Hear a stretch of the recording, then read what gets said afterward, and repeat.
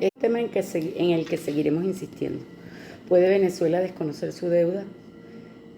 Hay que revisarla. Cada vez que se habla de deuda externa venezolana escuchamos distintas cifras. Unos dicen 150.000 millones, ahora The Financial Times dice y deja colar que son 240.000 millones de dólares.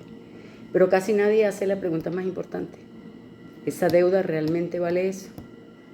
Y otra pregunta más importante, ¿toda deuda pública tiene que pagarse? La respuesta es mucho más compleja de lo que parece porque existe una figura en el derecho internacional conocida como la doctrina de la deuda odiosa y hoy vamos a analizar si eso podría aplicarse al caso venezolano y si quienes ejercen hoy el poder tienen legitimidad constitucional para comprometer el futuro financiero del país mediante una reestructuración. Nosotros decimos que no.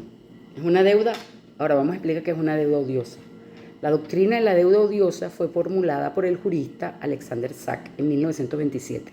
Su idea es sencilla, no toda deuda contraída por un gobierno obliga necesariamente al Estado. Cuando una deuda cumple determinadas condiciones puede sostenerse que no debe trasladarse al pueblo. Tradicionalmente se exigen 3 elementos. Primero, que haya sido contraída por un gobierno sin verdadera representación de la población, casi nada. Segundo, que los recursos obtenidos no hayan beneficiado al país sino a quienes ejercían el poder, es decir, corrupción. Tercero, que los acreedores conocieran o debieran conocer esa situación al momento de prestar el dinero. Aquí no hay santos. No es una regla automática del derecho internacional, pero sí construye una doctrina ampliamente debatida y utilizada como argumento político y jurídico en diversos procesos de reestructuración. Nosotros no sabemos qué está pasando con la reestructuración ni qué es lo que se están inventando.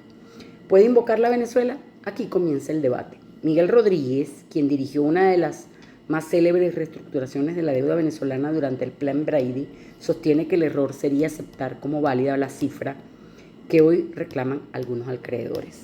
Y su planteamiento es diferente. Antes de negociar, hay que determinar cuánto vale realmente la deuda. Es decir, una auditoría forense, como decimos nosotros. Y también cómo nació esa deuda. Durante los años de mayores ingresos petroleros de la historia venezolana, el país continuó endeudándose a tasas extraordinariamente elevadas. La pregunta entonces es inevitable. ¿Para qué se utilizó ese dinero? Si una parte significativa terminó financiando la corrupción, la fuga de capitales o esquemas especulativos, el análisis jurídico deja de ser exclusivamente financiero. Comienza también un examen sobre la legitimidad del endeudamiento, y ahí es donde yo quiero llegar. Eso no significa que toda deuda sea odiosa, significa que debe auditarse. Debe determinarse qué obligaciones financiaron inversiones públicas legítimas y cuáles pudieron originarse en operaciones incompatibles con el interés nacional. El riesgo también tiene un precio, evidentemente. Existe otro elemento pocas veces mencionado. Durante años, muchos bonos venezolanos cotizaron entre 5 y 10 centavos por dólar. Quienes los compraron sabían perfectamente que estaban adquiriendo activos extremadamente riesgosos. Ese riesgo explicaba tanto el bajo precio como los elevados intereses ofrecidos por esos instrumentos. Por eso algunos economistas sostienen que pretender cobrar hoy el 100% del valor nominal desconoce el riesgo asumido voluntariamente por los inversionistas. En otras palabras, el mercado ya descontó buena parte de ese riesgo mucho antes de cualquier negociación. Ahora, ¿puede la encargaduría vencida reestructurar esa deuda? Aquí aparece una cuestión distinta porque no se trata únicamente de economía, se trata de derecho constitucional. Y la pregunta no es si la encargada puede firmar físicamente un acuerdo. La verdadera pregunta es si una eventual reestructuración cumpliría las exigencias constitucionales para comprometer válidamente a la República. Yo creo que no.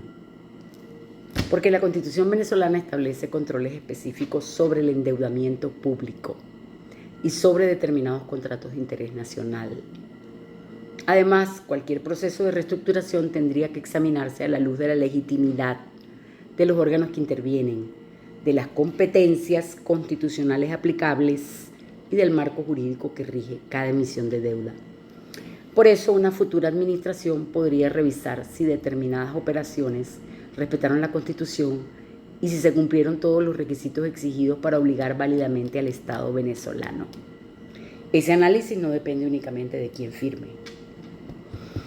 depende también de si el procedimiento constitucional fue respetado y de si los acreedores actuaron con conocimiento de las circunstancias existentes.